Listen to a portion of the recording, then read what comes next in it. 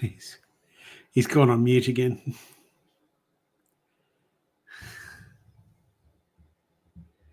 Here you go, Scott. You can do the intro. Hi, good evening, gentle listener. It's the Velvet Glove, Scott, and with me tonight is Trevor, who just is on mute currently. So we will be introduced by the tech guy, Joe. How are you this evening, Joe? I'm good. You? I can't complain, thanks. Yeah. What's news down in Brizzy? Oh, much the same. Mm-hmm. Still winter. Right. Echo is coming up shortly. We had the Yeah. Pine River show last weekend. Okay, Oh. gotcha. No, I just unmuted him. Anyway. Yeah, he's muted himself again because he can't seem to shut up the no, it's again. Anyway, this is going to be quite entertaining for our listeners, isn't it? Still the wrong audio input, Trevor. Yeah. Yep, it should be That right now. sounds better. Yeah, it's right now. Yeah. It's weird. Like, last week, Joe, it all worked perfectly because I put it on a different PowerPoint and I thought, that's all good. And then as soon as we went sort of live, I just heard this click and I thought, whoops, and there, disappeared. So, well, let's try the intro again. Welcome, dear listener, to the Iron Fist and the Velvet Glove podcast, episode 439. I'm Trevor. Over there in regional Queensland is Scott the Velvet Glove. How are you, Scott? Good, thanks, Trevor. Yourself? I'm well. I'm really well, actually. And That's Joe, good. the Pleased to tech hear it. guy. How are you, Joe? I'm good. That's good. In the chat room, we've got Tanya. We've got Alison. If anyone else is there, say hello. It's good to know that there's people there. Oh, what's on the agenda? If you're looking for good news, I don't think this is the episode for it. Just, have I missed something, Scott? Is there something good news out there that I've somehow overlooked because I've become so cynical, skeptical, pessimistic, just a doomsayer? I don't think there's any real good news or anything like that.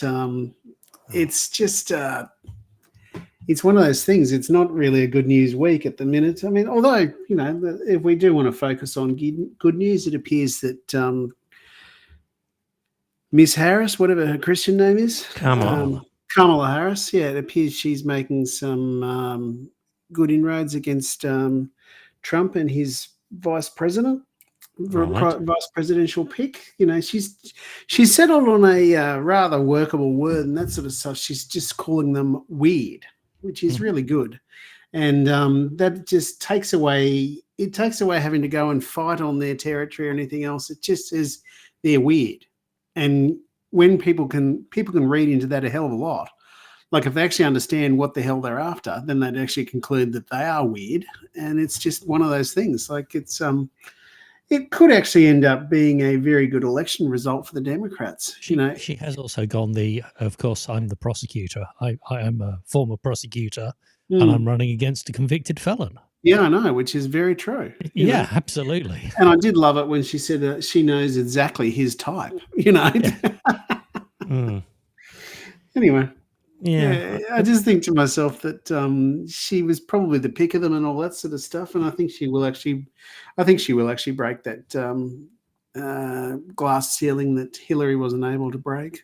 So you think Kamala Harris is the good news story of the week that I missed? Well, she is the good news story when there's not a hell of a lot around out there. It's like you said. There's not a hell of a lot out there except for the prisoner exchange swap deal, which had. Vladimir Putin hugging the convicted murderer and that sort of stuff that they got released from Germany. All right. Well, just before we get on to the prisoner swap, let's go to the Kamala Harris good news story.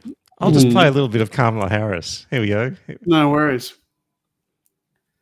So you're now no longer are you necessarily keeping those private files in some file cabinet that's locked in the basement of the house. It's on your laptop, and it's then therefore up here in this cloud that exists above us, right? It's no longer in a physical place. I don't know about you, but she doesn't strike me as the sharpest tool in the shed. Even though she's a prosecutor, she comes across as quite ditzy on things. Well, I wouldn't call her. I wouldn't call her interrogation of that Yank Supreme Court judge, the bloke and everything, whatever his name is. She did actually have him on the ropes when she actually asked him that very pointed question. She said, "Can you think of a medical procedure that is for men that is regulated by the government?" And he was forced to actually admit that there was no such thing that he could think of. I think she might be fine with a script and a brief, but I don't know. Just in terms of general knowledge, she was asked about what she's. I would agree that in terms of IT, but I wouldn't have thought Biden or Trump would know what the cloud was either. No, exactly. Yeah, that's a pretty low bar. I mean, we're supposed to be saying Kamala is the good news story because she's better. She is the good news story. She can string a sentence together and stick to the script. Exactly. Yeah. Which is it is better than what we've been used to. Did you not just watch what I just played? Yeah, I did. I did understand exactly what you're saying. However, when you compare her to the alternative, you'd have to actually conclude that you're better off with her than you are with anyone else. Yeah, it's such a low bar. I know. Now, the other thing too is that the Democrats, because Biden left it too late to actually have some sort of competitive process and everything else, you couldn't actually get to see the entire field of Democratic candidates that were out there. Now, there were a number of very good state governors that could have actually got up there and probably taken it to Trump and beaten the shit out of him.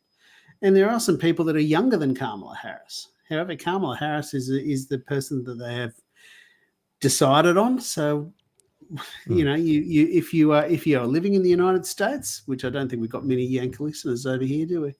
But if you are, then I would encourage you to go out and vote for Kamala Harris because she is a damn sight better than Donald Trump. She's 59, but she looks 59. Younger. She looks a hell of a lot younger than 59. It might be just because, again, the comparison between the two old fogies of Biden and Trump that makes her look young, maybe. It's when she switched from being Indian to being black. Right. That she became younger. Yes, because she made that switch. Yes. Yeah. So Alison agrees with you, Scott. Yeah, I know. It's nice to hear that. Thinking back on it, come on. Ronald Reagan was an actor. Yes. Was he a genius? Or even smart? Not really. George W. And did Reagan do good things? Like no. I'm just saying. Like it's not as if he was good. He was this is back to the norm that was before, or rather than the cesspool that was Trump. I'm just really struggling to see this as a good news story, Kamala Harris. It is a better news story. It's a better news story than the horrible story, but that doesn't mean it's good. Just because it's better than really, really bad doesn't mean that it's reached the good level. I would suggest that it is good compared to Donald Trump. So anyway. Yeah. Okay. What's on the agenda? Probably more Israel Gaza. Yes, it is. Algerian boxers and the Olympics. Bit on that.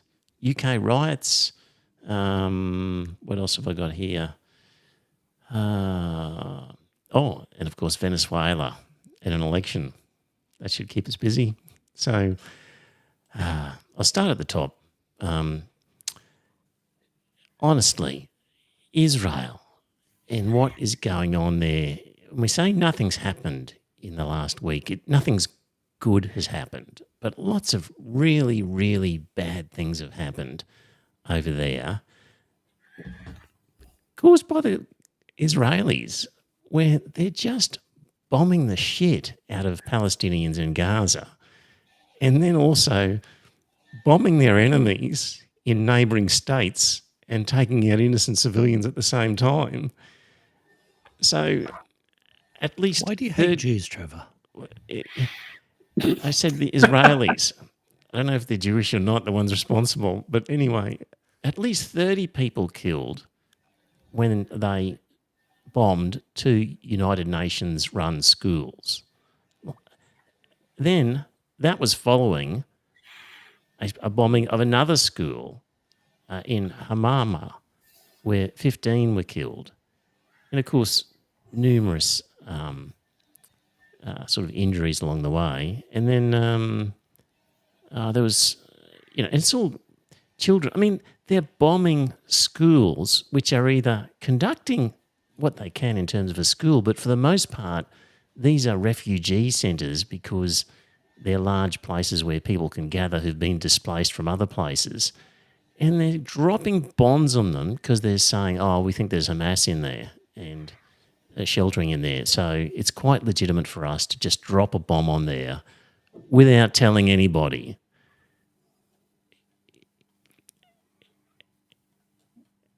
And what else did they do in the last 7 days?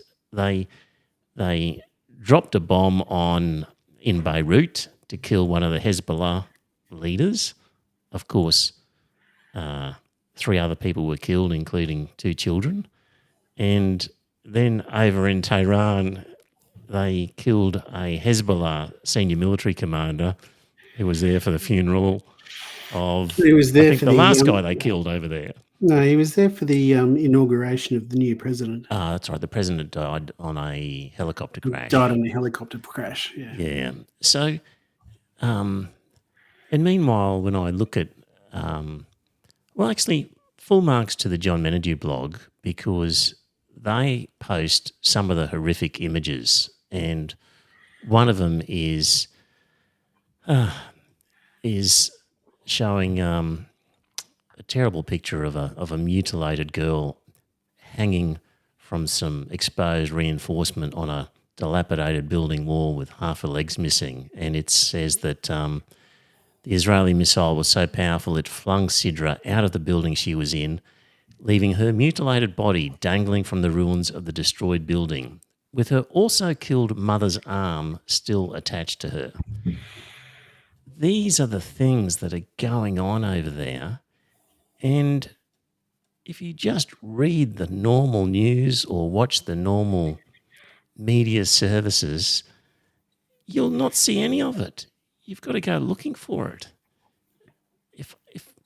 If I was a benevolent dictator, Scott, I would be forcing the news bulletins for the first 5 minutes, just showing the carnage and destruction and the kids in Gaza and the parents cradling the mutilated bodies of their children and just the horror of it.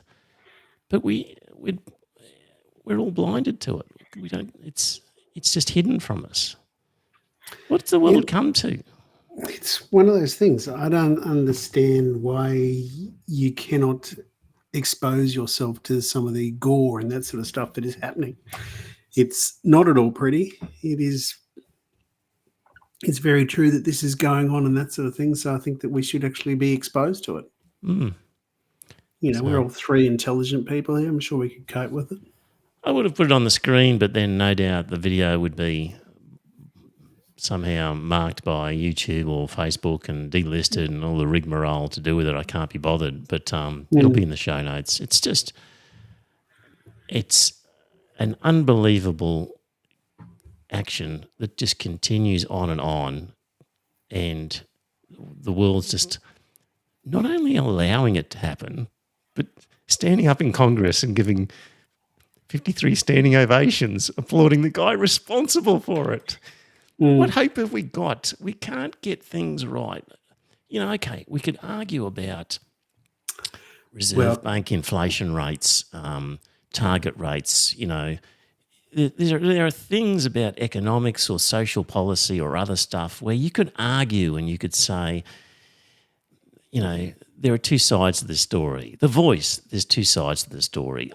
A lot of these social programs, but surely just a genocide is something we can all agree on as being bad. But nope, we just divide up on that one as well. I've lost all hope that we can constructively agree on anything if we can't agree on that. It's one of those things. I don't understand how the Americans can actually say to their president and everything like that, that's okay, you can keep shipping those weapons to the Israelis. I really would have thought that if Biden wanted to stop this war, he could do it by picking up the phone and saying to Netanyahu, you better back out now or we will stop sending you weapons tomorrow. and that would actually stop them because they wouldn't have anything they could then drop on these poor bastards. Yeah. He'd be crucified by his political party. He would be. Biden would be. Yeah. Yeah. I mean, it really wouldn't surprise me, but it's The just one American of those. Israeli lobby is very, very strong. Yeah, I know it's Has very, been for very years. strong, but Kamala Harris has actually been making some noise against that. She's actually been saying that that they've got to actually they've got to actually move towards a ceasefire, which is now I know Trevor's going to say something there, but yeah, you can actually just look at what she has said just recently, where she said they've actually got to go through to a ceasefire. Yeah, they're always saying that. But what can she control? The supply of arms. And as Yeah, she she said, if I'm president, I'm going to stop supplying arms. Has she said that? No, she hasn't said that. So but Because the American Jewish lobby would immediately go, "Oh, we're all for Trump." But it really wouldn't surprise me if the day after she's sworn in and that type of thing, she might actually pick up the phone and say, "No, you got to stop." It's the Democrats in charge. Joe Biden is in charge, and they are supplying the arms now. I So know they why are will now. it be any different under Because Kamala Harris? she would have the opposite. She would have the opportunity to put, with the stroke of a pen, she could put it right. Because you think she has a personal interest in it that Biden Well, doesn't have. She certainly appears to have more of a personal interest in it than Biden does. And then she can sway her Democrat colleagues who currently agree with the Biden approach that, in fact, they've been wrong all along and they should change. I don't know. It's one of those things. I just think to myself that it's a risk either way. But I honestly believe this has got to be sorted out before the election, which means that Netanyahu's got to actually put the guns and everything away by November. But you know he won't do that. No, I know he won't do that because he's got to retain power and that sort of stuff. The only way he can retain power is to keep the killing going. They're never leaving. They're there for good. They're there forever until they get bombed out by somebody else. Potentially. Just it's one of those things. I'm struck by what Joe said a little while ago when we were first having this conversation about this, and when you were making the comparison between Gaza and the Warsaw Ghetto. And Joe said, yeah, but the difference was the citizens of the Warsaw Ghetto were not actually there trying to exterminate the Nazis. All they wanted to do was just be left alone. Whereas you've got Hamas, which has actually called for the end of Israel. yeah, but how many people in Gaza are not part of Hamas? Well, I think there's probably a hell of a lot more that aren't part of Hamas, and a hell of a lot of them are being innocently destroyed in this war. Exactly. So for those people, it's a Warsaw Ghetto. Thank you very much. Well, it probably is for those people, but if you've got the political move and that sort of stuff on that side, and they're actually saying that we don't want Israel anymore, we want Israel to go, then it's going to make me sound like a bastard. I'm going to actually think about what I'm going to say here. Fair enough. Let me tell you something else that's happened in the last week in Israel. So not only have they bombed 2 UN schools, a different school, gone beyond their own borders to bomb somebody in Lebanon and then someone in Tehran, but in addition to that, they bombed a water facility as well that was provided by international people, so no water. But they've in the prison where they're holding Palestinian prisoners. Basically, the prison officers gang raped one of the prisoners so brutally that he was paralysed and had to go to hospital.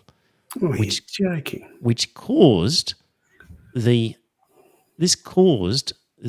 military police to go in and arrest 9 of the prison officers, and there was a riot by Israelis saying, "What are you doing? You can't arrest these guys. We can do whatever we want to Palestinian prisoners." So Israeli settlers, far-right activists, Knesset members broke into the detention centre in defence of these detained soldiers, National Security Minister Itamar Ben-Gvir and other officials urged their followers to storm the facility and demand the release of the soldiers. And members of the Knesset representing several political parties, including the Likud, took part in the riots. So this is a country where it riots when its prison officers are being arrested by their own military police because they have gang raped a prisoner so badly he's paralysed. And in the end, they had to release the 9 prison officers in order to avoid essentially a civil war. That is where they have got to.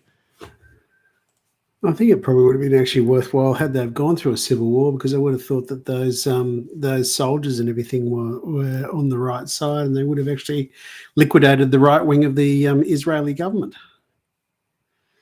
Had they've actually gone down to civil war, you probably would have had the right wing of the Israeli government getting liquidated in that war. They're not up for a civil war yet. But had you heard that story? I had heard that story only when I read it this afternoon. I hadn't heard the story before that. Right. It's shocking. Oh, it is appalling. It's utterly appalling that someone would actually do that. Like, this isn't a foreign international court condemning them. This is their own military police saying, "Shit, guys, this guy didn't anally rape himself so badly as to be paralysed. Somebody did it to him." And we've got to arrest a few people here because we're not savages. And a significant proportion of the country said, well, we can do whatever we like to Palestinian prisoners. They are not human. And what's that, Joe? Untermenschen. Subhuman. That's what the Germans used to call everyone that wasn't German. Well, that's what they called the Slavs and the Jews. Yeah, I know. They were Untermenschen. I mean, extraordinary. This is extraordinary stuff, and yet pick up a newspaper. What do you get? A gold medal around some girl's neck at a swimming pool. Or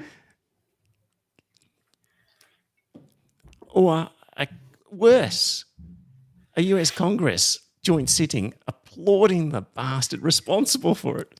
Yeah, I know. What can we do? This is a depressing tale of civilization's demise. If this is where we're at, it's hard to put. Anyway, that's if you want to look for the bright side of that story, I'd actually say that the military police that went in to arrest those 9 guys, my hat is off to them because they did try to do the right thing. It does show some level of humanity left in some sectors of Israeli society. Yep. But the right wing of that country are clearly lunatics, Yes. Yeah. So you're right, Scott. Journalists and observers like you, Scott, have highlighted that the incident brings to light the deep divisions in Israeli society, particularly between the far-right religious settlers who support Benjamin Netanyahu's coalition and those on the other side of Israel's political spectrum. What a dysfunctional generation you are creating when you subject your young people to serving in the military and telling them to commit atrocities. What sort of effect is this going to have on your society in the generations to come when these, goodness me, what a way to just ruin the moral fibre of your society. It probably will end up tearing the whole country apart, I would have thought. Yeah. Because you're going to have those few, you've probably still got more than 50% of the population would actually be appalled by that story. But I couldn't tell you what prison they're in or anything like that. If there was a prison that was near one of the settlements and all that type of thing, you've probably got some nut jobs that live around there that would actually be supporting the prison guards that did what they did. I would have thought that those... See, the settlers are... they're a breed apart from the rest of the Jewish population, the rest of the Israeli population. They are, they've got this. I watch Last Week Tonight every week from with John Oliver. He's a very funny bloke, but he does do some serious stuff. He was actually going through these settlements are basically butt up against the Palestinian areas. Mm. And there was just something, he just showed a footage of, there were people and that sort of stuff that were down there interviewing a bloke. He was a Palestinian bloke. And the Jews and everything threw beer bottles out their window down at him. Yes. They have utter contempt for the Palestinians that live amongst them. It is an apartheid state. Oh, it is, yeah, for sure. Mm. Well, I think it's worse because God promised them that land. Yeah. And I don't know that the South Africans, I mean, some did to a degree, but I don't know that they were quite as convinced that God had given that to them. Mm. Mm. Hey, Joe, can you just turn up slightly your volume if possible? You're just slightly less than Scott, but anyway. Okay. Well, that's enough on Israel and Gaza for the moment. That's just 27 minutes of a horror story there. Scott, did you see the story about the female boxer who was accused of being a man in a female sort of sport?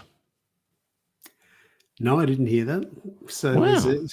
No, I don't watch the Olympics or anything like that. Sorry.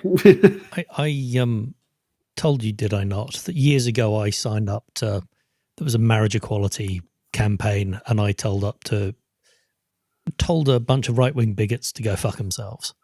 And I, since then, have been on their mailing list, and they're now called Binary. Right. Yep. And I get emailed about 3 or 4 times a week by some Christian nut job who is anti-trans.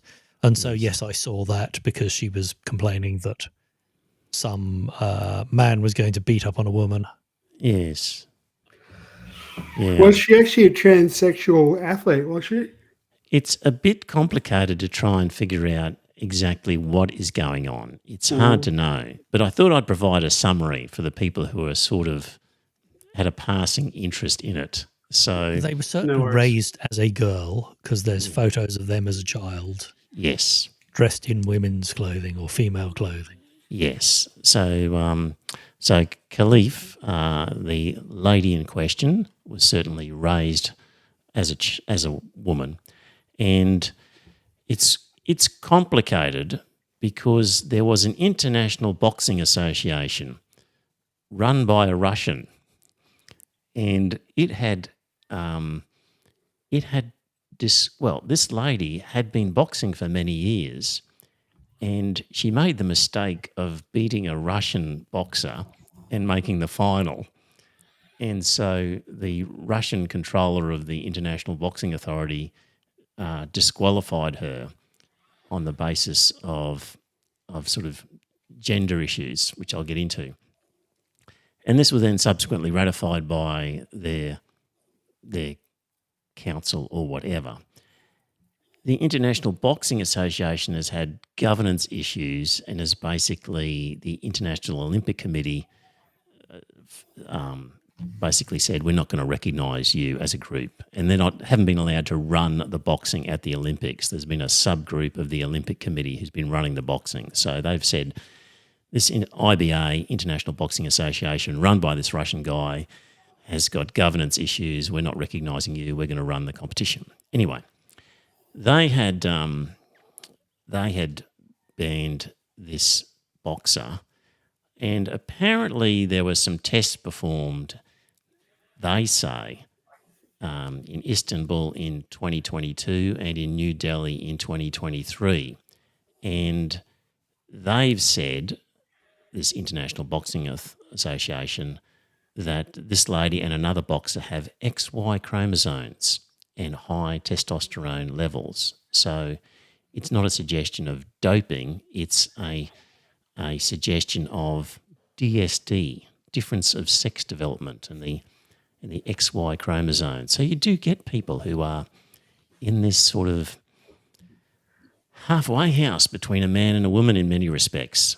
And it seems that that's where this lady falls, but we can't be sure because nobody really trusts the IBA, and the Olympic Committee hasn't done any tests, so nobody really can be exactly sure what's going on.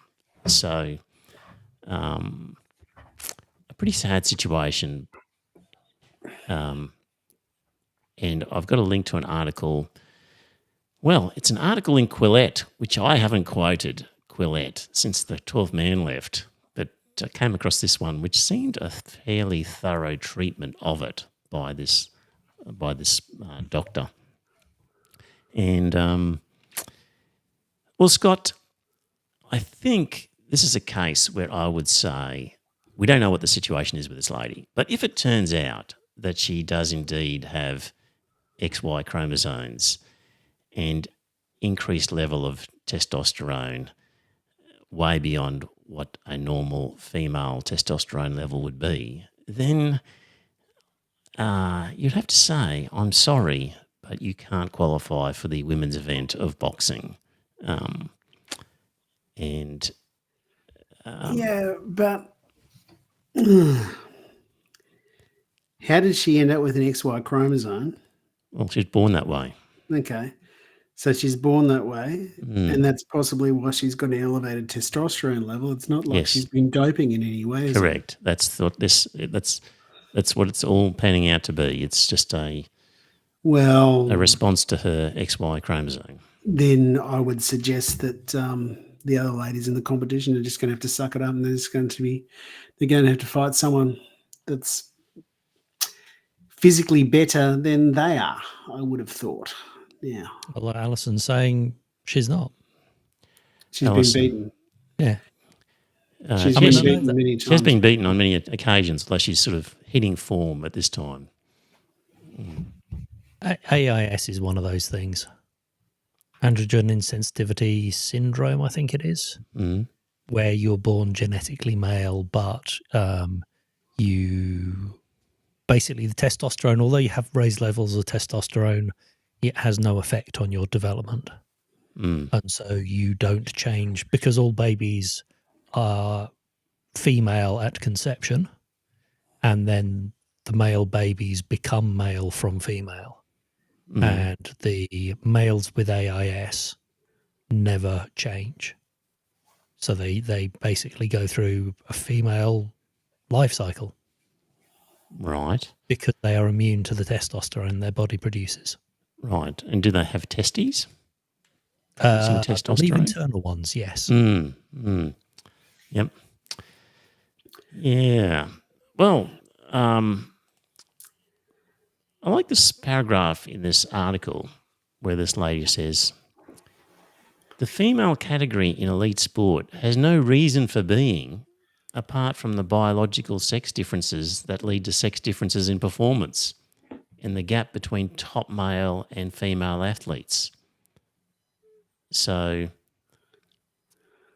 the suggestion that we could choose to rationalise the category differently, for instance, on the basis of self-declared gender identity, or that we could make increasingly numerous exceptions in the interests of inclusion, has no legs outside of certain progressive enclaves.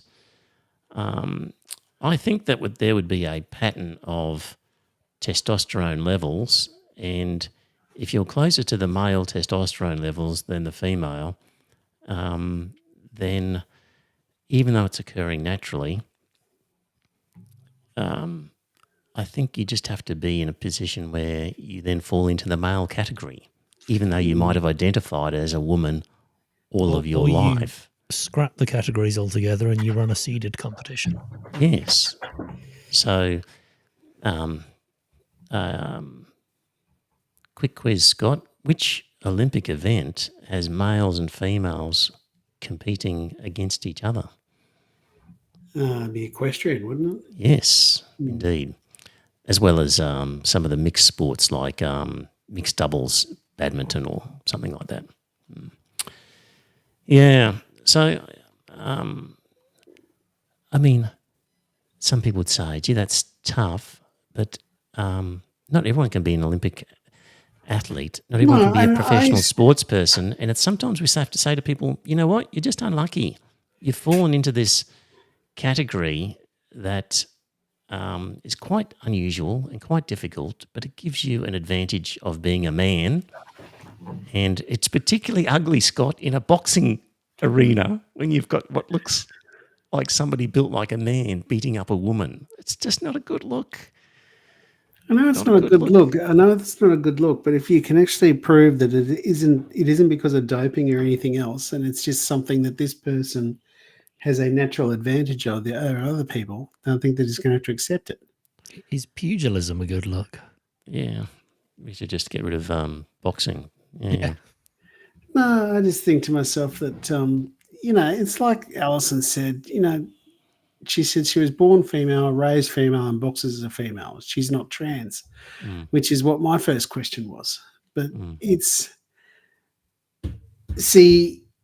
I've got a rather outdated, moded perspective when it comes to transsexuals. I just think to myself that if you've gone through puberty as a man, you're going to have greater muscle mass than what you would as a woman would. Mm-hmm. So I think to myself, if you go through the transition, and my hat is off to these people, anyone that wants to offer it up to a surgeon's knife, then they must have thought long and hard about it. Then I just think to myself that they've got to actually accept then that that's where their sporting career is going to max out at the club level. You can go and compete as a woman in a club, but I don't believe that because you've been through puberty as a man that you should then be able to go out and become a NRL champion or something like that. I just think to myself that you've got to accept that you can only ever go to a certain height, then after that it stops. So like I said, it's quite old-fashioned, but it is just what I think.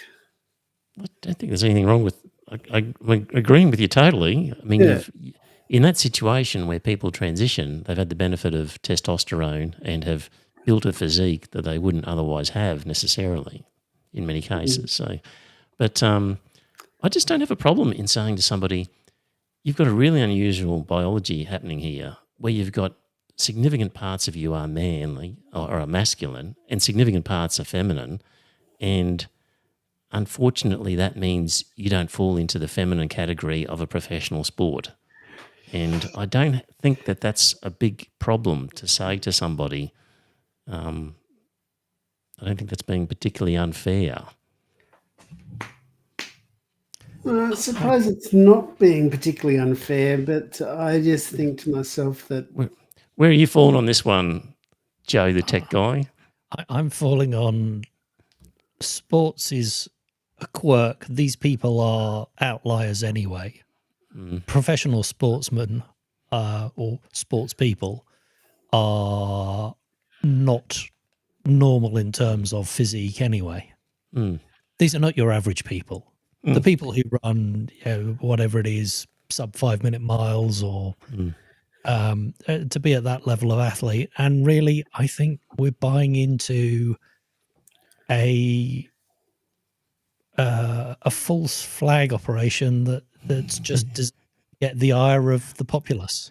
Right, yes, and a distraction. We shouldn't be paying attention to this. Right. It's such a minor culture war issue. Yeah. Is that the sort of thing? Yeah. Fair I enough. mean, I noticed again in the Olympics the outrage about the people ogling the women's volleyball, beach volleyball outfits and how disgusting it was, and the "oh my God, how dare they" headlines followed in the next article with a "my God, look at the package on that French swimmer." Yes, or the pole vaulter who collected yes, them. exactly. Yeah, no. Yes. It's like, really, I don't care. Yeah. All right. I'm in the same category, Joe. Right. Joe's saying I shouldn't have had it on the agenda because it's a culture war issue that I've dived into that I should have just stayed out of because it's a distraction from the other fun things we could have been talking about. Well, I think in terms of the real impact, yes, it's fairly minimal. Yes. It's one of those things I find it very amusing how people can tear themselves apart over something like this. Yes. People get very angry on Facebook over it. Yeah, I know. The whole gender dysmorphia thing, is that what you call it? That is such a tiny percent of the population. Those people that actually do suffer from it and all that sort of thing, and they have suffered on it. They have suffered for years and everything else. And if they decide to go and have the surgery, a man that actually has his penis cut off and his testicles cut off and everything else, and then has a vagina shaped where his package used to be, he's no longer interested in girls. You know? Well, no, some of them are lesbian. Well, maybe not. Well, okay, some of them are lesbian. Be very interested still. Just wants to be a woman who is interested in girls. Scott, you, a gay man, should have just. Yeah, okay, all right. What's going on here, Scott? Fair enough. You're old-fashioned. You're an old-fashioned gay guy. I'm a very, very old-fashioned gay man. That's right. Of the two trans men that I know, one is married to a trans woman, and one of them says they're attracted to men and they're gay. Yeah, okay. It's just one of those things. I just don't understand why one would go to that sort of length to actually still be straight.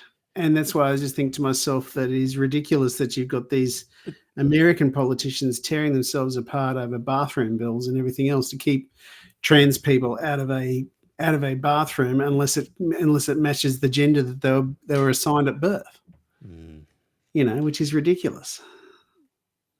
Anyway. And also then forcing trans men into female toilets. Oh yeah, yeah.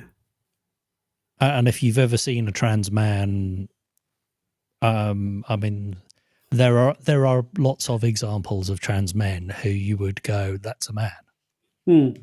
And they're going, well, no, you must go to the toilet that's on your birth certificate, the gender on your birth certificate. So you're going, these people should be going into a women's toilet. Or change your birth certificate, which is can be done as well. They want to stop that. Yeah. Anyway. It's one of the more ridiculous things. Anyway, I just can't believe that, it's like up here that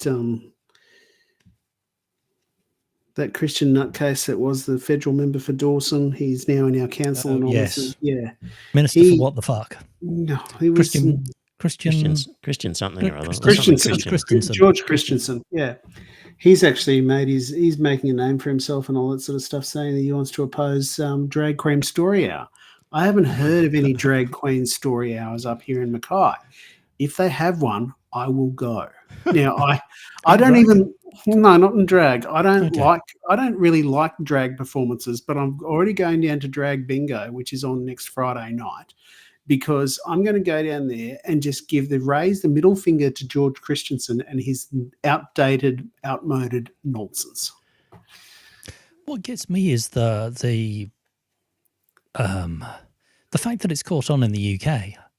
I grew up with pantomime dames. Yeah. Yeah, the pantomime every Christmas, the leading man was a woman. Yeah. And the leading man's mother was a man. Yeah. And that was perfectly normal, and that was in front of kids. Panto was for kids. And nobody batted an eyelid. Exactly. So pantomime is just a play, is it? It's a play. Right. It's a play put on at Christmas. It's silly. It's generally Mother Goose or one of those children's stories. Right. And put on by the adults to entertain the kids. Mm-hmm. Yeah. Right. At a school concert type, sort of end of year theatre, knees up type thing, or at a theatre. No, I mean it's in a local theatre and right. And it's very much a family thing. Right. And there's a set, and there's some sing-alongs, and then when the baddie comes on, all the kids shout out, "Oh, look, he's behind you!" Okay, and he turns around, and then it's almost a sort of like the puppet show of yeah. So it's very much a family thing, and so you have the leading woman and the leading man, and the leading man is played by a young female.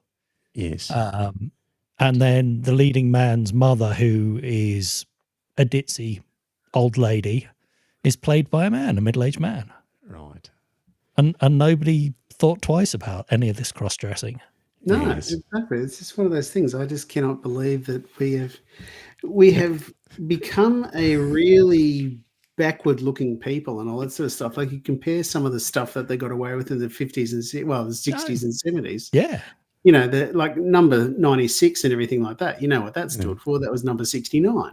Right. You know, which is just one of those things. And they had full frontal nudity on it and everything else, and no one batted an eyelid. David Bowie. David Bowie, yeah. What about him? Well, I mean, the fact that he was very much gender bending, as it was called then. Yeah, He was presenting other than as a man. that's true. And sure, it was groundbreaking, but I don't think people were up in arms in quite the same way. No, exactly. And it's probably one of the worst exports the United States has ever given to the rest of the world. This whole right-wing Christian nonsense, which is infecting us. It's infected the UK, and it only seems that Europe seems to have managed to avoid it. You know, although that, you know, you have parts of Europe that are starting to say the same sort of nonsense that the right-wing Christians are saying in the US.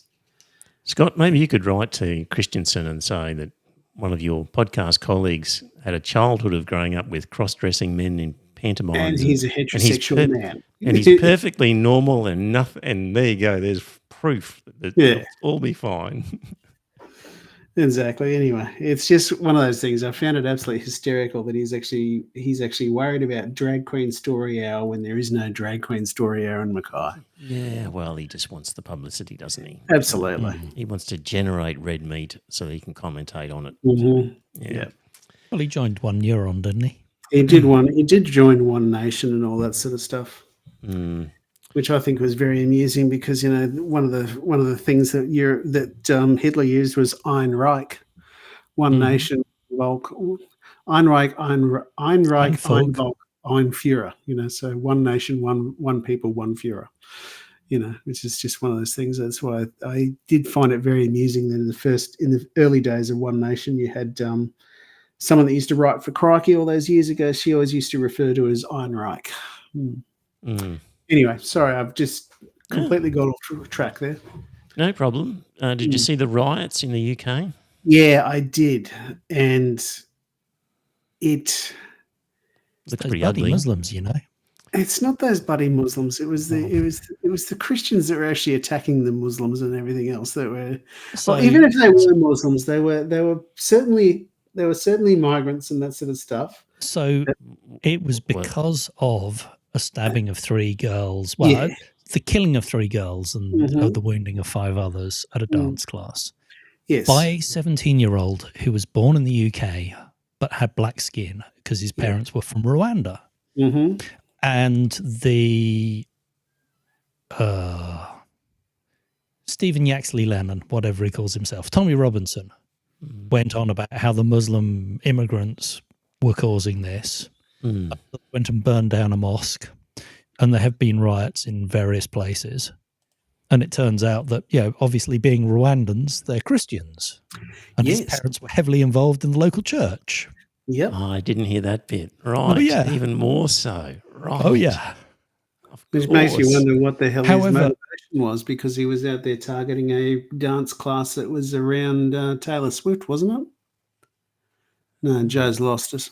Joe's disappeared.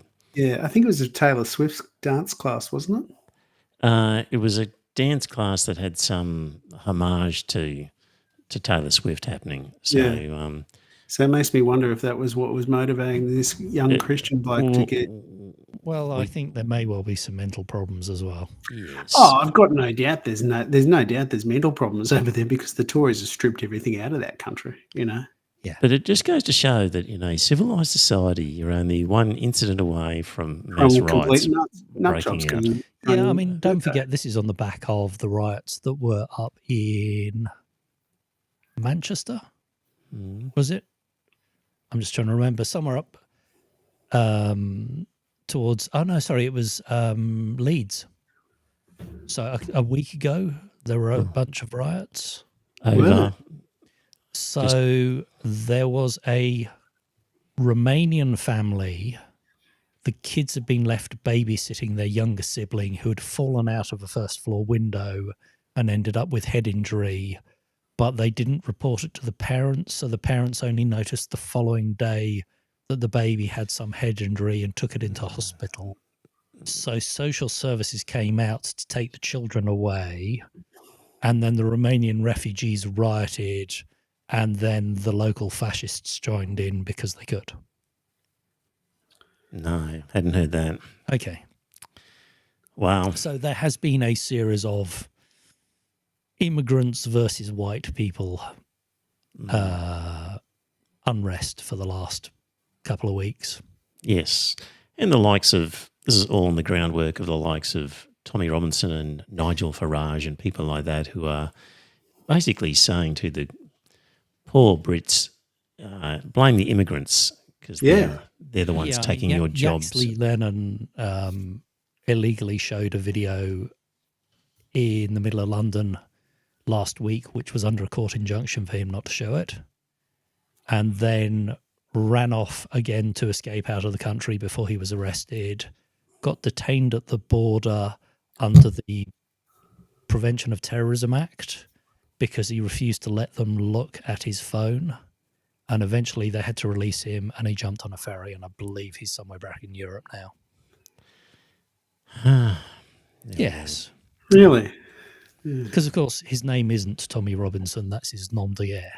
Ah, okay. Sorry. So he's a posh twat, right, for want of a better description, whose name is Yaxley Lennon.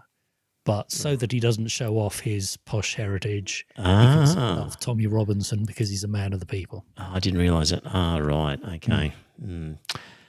Yep. So that's the UK. Bear that in mind if you're planning a visit. It's one of those things, that country is going to descend into third world status unless they actually get their act together. You know, some of my friends have been complaining that Starmer hasn't. He's called this unrest. He hasn't called it riots because it's been white people doing it. Yeah, I know, but I think you should actually call it riots because they are bloody riots. Yeah. You know, it's like the poll tax riots and everything else. They actually called them riots back when Thatcher was in Prime Minister. You know, it's just a ridiculous bloody thing.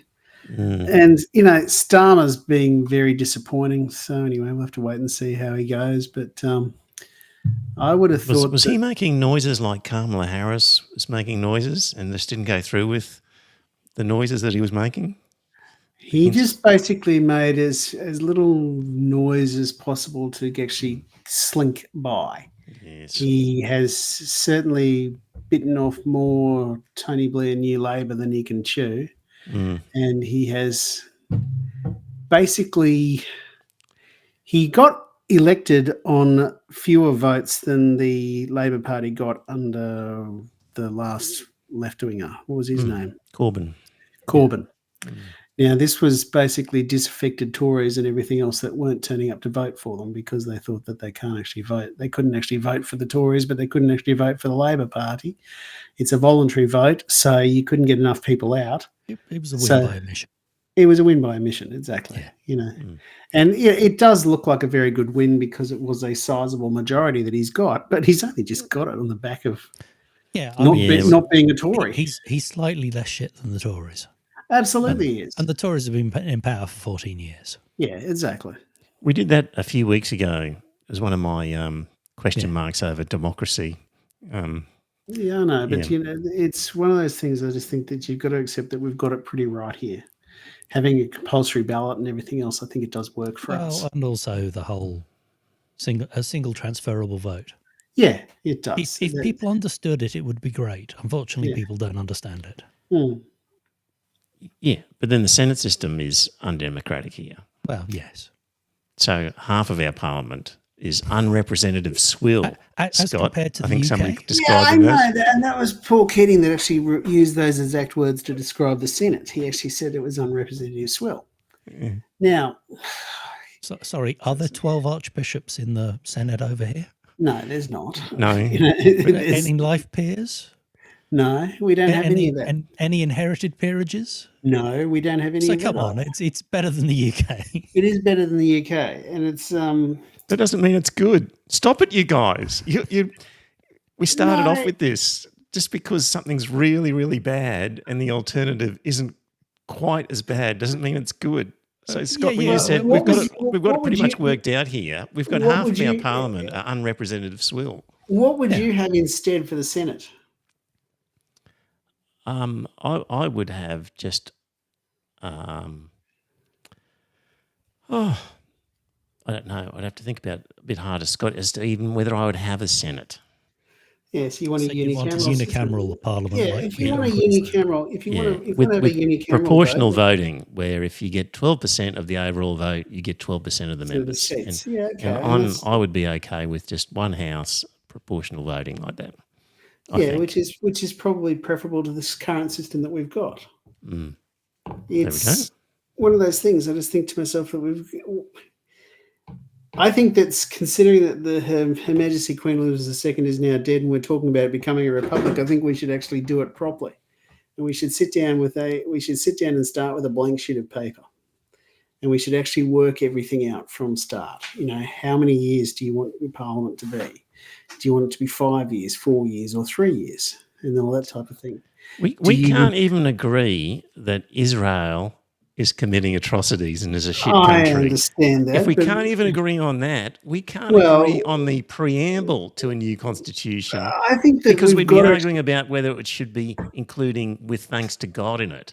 We Well- are incapable of any sort of I think mass that agreement those of sorts substantial of, policy. I think that any of those sort of unsubstantial things, like an agreement about whether or not you can have God in your preamble, I think that would be brushed aside fairly quickly. No, it wouldn't. The And Christians wouldn't brush it aside. They The would Christians latch wouldn't- onto that as the most important And thing in they their would- life. They And would there's latch enough of onto it, them. and they are not represented by a hell of a lot of people. So as a result, I think that you would end up losing. They would end up losing that vote. The people in power Hmm. are overrepresented as Christians, and the Yes. people deciding this are Christians. So it may not be the population, but the people who'd be Population have to drafting vote on it that. are Christians. They wouldn't let us vote on it. Right. Who Well, would then we lose- can't change the constitution. Yeah. Change the constitution. It has to be more than a majority of the states and A more than majority s- of the vote in the majority of the states. There you go. There's no change ever happening about anything No. until, yeah. Let's get through a few bits because we haven't Yeah. mentioned submarines in a long time. Oh, for God's sake! Yeah. Yeah. And it turns out the Ukraine military is claiming that it attacked and destroyed a Russian submarine. Mhm. And the claim is it did it while the submarine was anchored at port in Well, they've the done that before. Crimean Peninsula. Sorry? They've already sunk a submarine in Sevastopol. I don't know if sure. this is the same one or a different one.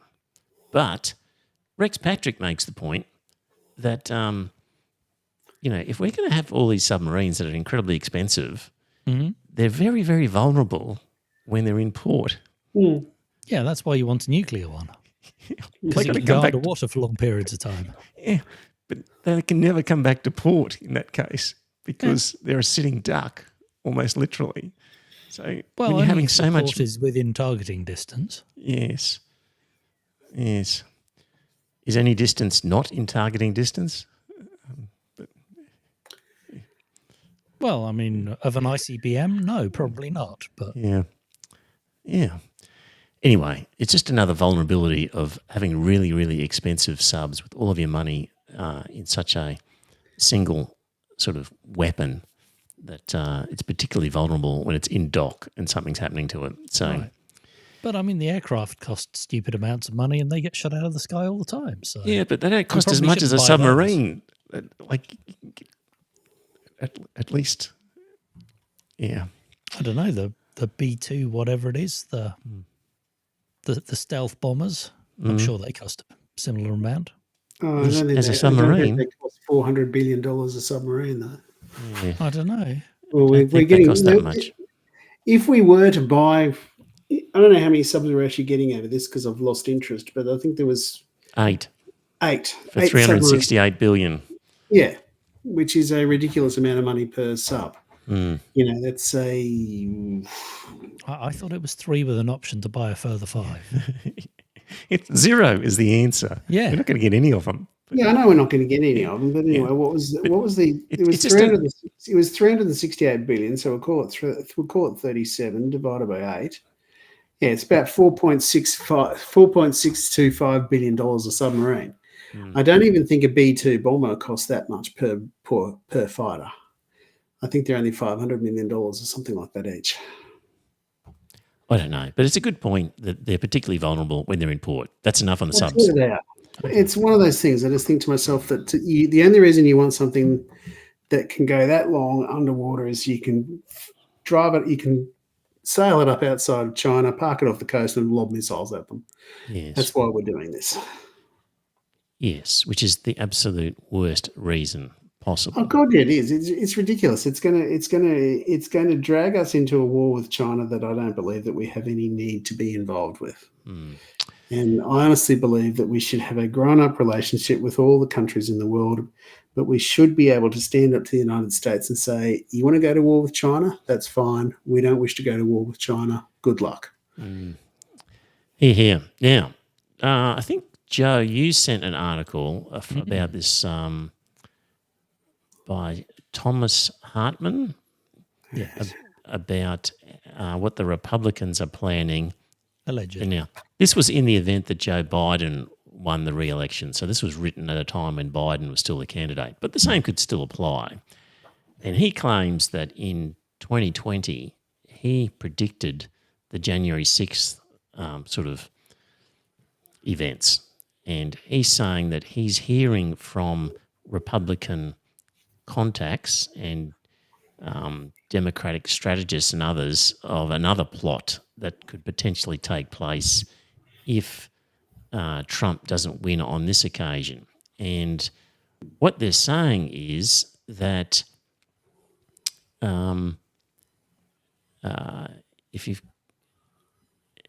though the Democrats may not have enough seats to take back the House in the 2024 election, or even though the Democrats might have won enough seats, Speaker Johnson will refuse to swear into Congress a handful of those Democrats, claiming there are irregularities in their elections that must first be investigated. So he'll swear in all of the Republicans and most of the Democrats, but leave out a handful of contentious Democrats, state members. And he'll withhold certification, which he can do, and then with Speaker Johnson in charge of the House, they can refuse to accept Electoral College certificates of election from those states. And it's likely that Johnson would do this because he was an organiser in the January 6th debacle. And he says, regardless of how many votes Biden won by, electoral or popular, the House simply refuses to certify the Electoral College votes of enough states that the minimum of 270 isn't reached. Under the 12th Amendment, that throws the election to the House, where each state has one vote. With a majority of the states being Republican, that would give the House the vote to put Trump back into the White House. So, in summary, refuse to acknowledge a handful of Democratic victories. You don't reach the 270 that's required, and you then are doing a vote where each of the states gets one vote. That means it's Republican, and they put Trump in, and then all sorts of shit happens. And there you go. There's a possibility, Scott, to look forward to. Yeah. And I've been looking at a couple of subreddits. One is Defeat Project 2025, and the other one is Leopards Ate My Face. Yes. And the project, or Defeat Project 2025, is saying that there have been a number of attempts to stack election committees to basically deny a free and fair election by putting insurrectionists on the board. They're also pushing through a lot of voter deregistrations at the moment. Lots and lots of people saying, we've been deregistered. So you turn up on the day to vote and sorry, you can't vote because for whatever reason your vote has been purged. And this also gives them the excuse, because this will be challenged in court, to then ignore the outcome of the election. Because there will be so many people who have been purged and there will be court cases because of that, which will throw the results into doubt.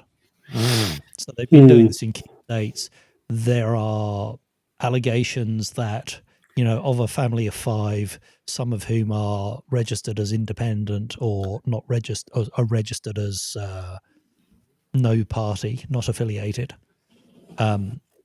They're not being purged. Anyone who's is registered as a Democrat is being purged. Everyone who's registered as a Republican isn't. So they're finding excuses. They're going through the electoral rolls and going, oop, delete that one. And people are going, check week by week because you could be purged at any time. It's literally keep checking and make sure you're registered. What they need is a proper democratic voting system like they have in Venezuela, which we'll talk about next week. But I have been meaning to do this for a while. I haven't thanked the patrons for a long, long time. And I even looked in, because there's various ways of donating to this show, dear listener. You can do a one-off payment, which goes through my hosting provider, and I didn't even look for ages. And then I saw one from Colin Eli, who made a donation back in June. Good on you, Colin. Thank you for that. And my apologies for not shouting out earlier. And just want to run through the current patrons and thank you for supporting the show with your regular donation through Patreon. Good on you, Noel Hamilton, Paige, Damien Vench, Nidal, Danny Borland, Obrad, Puskarika, Anti-US Sentiment, Mark Clavel, who was in the chat room, Tom Stubbings, Rico, Greg P, Shannon Legg, Matt Dwyer, Sue Cripp, James Lean, Wayne, Virgil, Craig Ball, Shane Ingram, Yam Yam Blues, Zambuck, David Copley, John in Dire Straits, who's also in the chat room, Camille, Tom Doolan, Paul Waper, Alexander Allen, Matthew, Craig S, Glenn Bell, my brother, Professor Dr. Dentist, Murray Waper, Peter Gillespie, Gavin S, Daniel Curtin, Liam McMahon, Dom282, Maddock Man, Kane Birch, Jimmy Spud, Tony Wall, Steve Shinners, Alison, who was in the chat room, Yame, Wayno, Craig, and Janelle Louise. And I sometimes get PayPals from Noel Hamilton and Dave S. from Cairns, and maybe Mr. T, I think. So, and Anne also drops in a lump sum every so often. So thank you very much to the people who are supporting the show that way. There are a number of expenses, subscribing to different things, including this Restream and Descript and other bits and pieces, Crikey and other subscriptions. So it means I can buy books and other things without really having to check with my wife beforehand and say, do you mind if I spend $50 on this book? Because I've got a little bit in the kitty from this sort of stuff. So thank you. If you have been listening to the show for 20 listens and you're sort of looking forward to it and you watch every one or you listen, time to stump up and become a patron. You'll see a link, $1 or $2 or $5 a show. Greatly appreciated. And once every 6 months, you get a shout out like this and not much extra. But you get a warm, fuzzy feeling as well. So there you go. I love an affection. Yes, that's right. Scott is yawning away. It's past his bedtime. And so that means I'm going to save up Venezuela for next week because I've got a soft spot for Venezuela and I want to get into the disputed election there. So we'll talk about that. We'll talk about the prisoner swap then. We'll talk about Essential Poll and the Chinese economy and the other stuff we didn't get to on this occasion. So, yeah, for the people in the chat room, thank you for being there and having your 2 cents worth.